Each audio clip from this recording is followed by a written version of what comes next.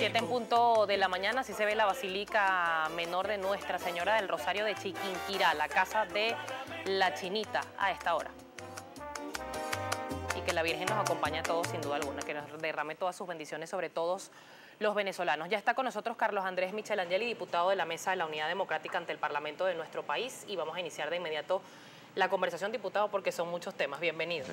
No, muy buenos días a todos los amigos televidentes, buenos días a ustedes, al equipo, y gracias por la invitación. No, gracias a usted por estar con nosotros. Diputado, quiero compartir con usted un titular que tiene el día de hoy el diario El Nacional sobre esta situación que se ha generado durante los últimos días, en el caso específico de Cumaná, pero aquí también hacer referencia al estado Anzoátegui, ya lo van a tener allí en pantalla. El titular dice, o es una cita de una persona que entrevistó al equipo del diario El Nacional en esta entidad, y dice: no tenemos nada en la nevera ni dónde poder ir a comprar. Los habitantes de Cumaná no pudieron abastecerse, todos los negocios estuvieron cerrados y no había comida en ningún mercado. Diputado, en Puerto La Cruz, la Guardia Nacional evitó conatos de situaciones irregulares, también fueron suspendidas algunas medidas en otras entidades como Carúpano, también del estado Sucre, la circulación de motos y otras medidas. Pero la raíz de este problema, ¿cómo se resuelve? El día de ayer estuvo con nosotros el diputado Ugbel Roa, del Gran Polo Patriótico, y yo le hacía esta misma pregunta.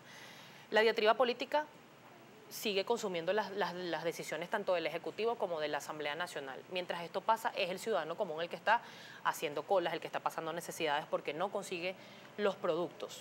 ¿Qué hacer para que esto se solucione a corto plazo? Porque si es un tema de producción hay que esperar mucho, pero el hambre no espera. Mira, es que hay que esperar mucho, pero tampoco tanto, ¿no? La gente, a veces uno dice, cuando está en la calle, ¿cómo se recupera el país? En 4, en 5 años, no. En un año lo podemos recuperar y hasta en 8 meses, 6 meses podemos tener todos los anaqueles full de nuevo, full de alimentos. Lo que pasa es que ciertamente tiene que venir el diálogo.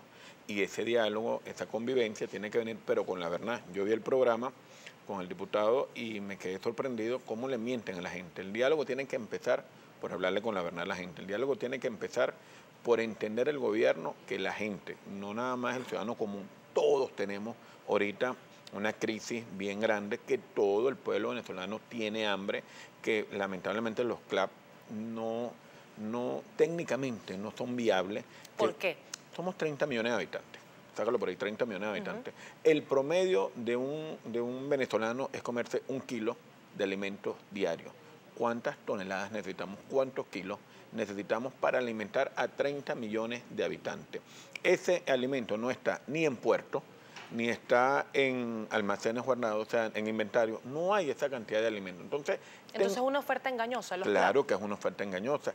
Y además ellos han fracasado con la distribución de alimentos. Entonces, lamentablemente, esa no es la salida. Cuando hablan del decreto, por ejemplo, de sección, y yo los veo, bueno, pero es que si la Asamblea hubiese querido ayudar, apoya el decreto. No vale, mira, que yo traje el decreto y ellos nos llevan el decreto ya elaborado.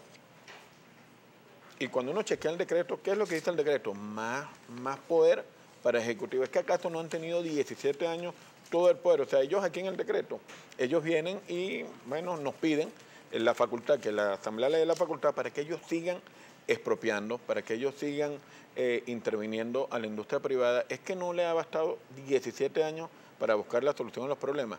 Es que no le ha bastado haber destruido los campos, haber destruido el parque automotor, las vialidades, las instituciones tanto públicas como privadas, cuando vemos.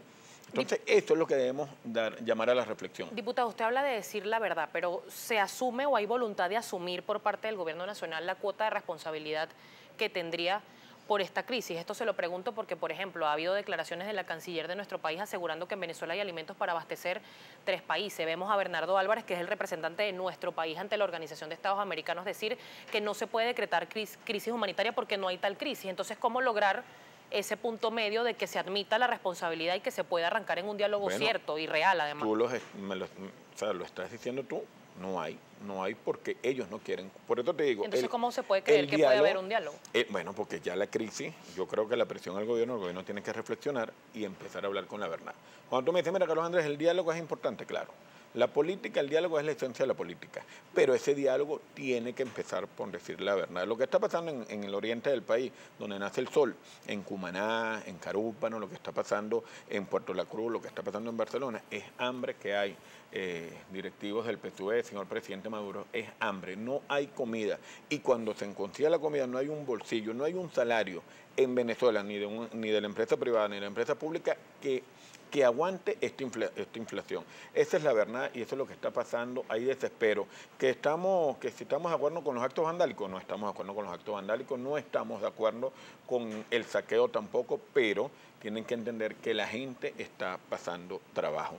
Cuando tú vas a los sectores populares, cuando tú hablas con los vecinos y ellos te indican lo que pasan a las 5 de la mañana, llegan 4 de la mañana a los establecimientos a hacer las colas. En el caso de Barcelona no llegan a las 5 de la mañana, llegan el día anterior a las 10 de la noche, 8 de la noche. Y esto lo ve todo el pueblo de Anzoátegui. Y el gobernador, mire, un mensaje para usted, gobernador. Vaya vaya a las 8 de la noche de cualquier día y ya usted ve la gente haciendo cola. ¿Por qué? Porque tiene hambre. Precisamente, diputado, quería hacer referencia a declaraciones que dio ayer el gobernador del estado de Anzoátegui, Nelson Moreno. Él aseguraba que esto que ocurrió en Cumaná y algunos conatos de violencia también que ocurrieron en el estado de Anzoátegui eran grupos que estaban financiados por la oposición. Hizo referencia con precisión al Partido Primero Justicia y al Partido Voluntad Popular. Incluso como representante de Voluntad Popular denunció formalmente al diputado Armando Armas. ¿Es realmente una protesta espontánea? ¿Es una protesta que está financiada por la oposición para derrocar el gobierno del presidente Maduro? Mira, primero mi solidaridad con Armando como compañero del Parlamento, pero además también con todos los dirigentes que acusaron, tanto de Voluntad como de Primero Justicia, como también de Acción Democrática. Sí. Compañero Miguel Quiroz, a toda mi solidaridad y le digo un mensaje al gobernador, de verdad, póngase la mano en el corazón, gobernador, y usted sabe que no están metidos, que esto es espontáneo. Ustedes saben que la oposición, estamos en la vía democrática. ¿En qué está la oposición? En el referéndum revocatorio. Si nosotros buscáramos otra vía, bueno, mira, no estuviésemos apelando al referéndum. Es más, a todo el PSUV, sobre todo las nuevas generaciones, el referéndum revocatorio es una necesidad ahorita, más para ellos, para el PSUV que para nosotros. Ustedes me dicen por qué, porque es una válvula de escape, porque es que ya la gente no aguanta más. Mire, ciudadano gobernador, no sigas con esas mentiras, no siga acusando a compañeros de diputados, a dirigentes políticos, busquen las culpas en ustedes mismos, busquen qué pasó. De verdad, ¿por qué la zona industrial de Barcelona está destruida? ¿Por qué si antes teníamos, por ejemplo, 13.500.000 cabezas de ganado cuando llegó el presidente Chávez? ¿Por qué hoy en día tenemos 9 millones nada más de cabezas de ganado? O sea, ¿qué está pasando con el rebaño?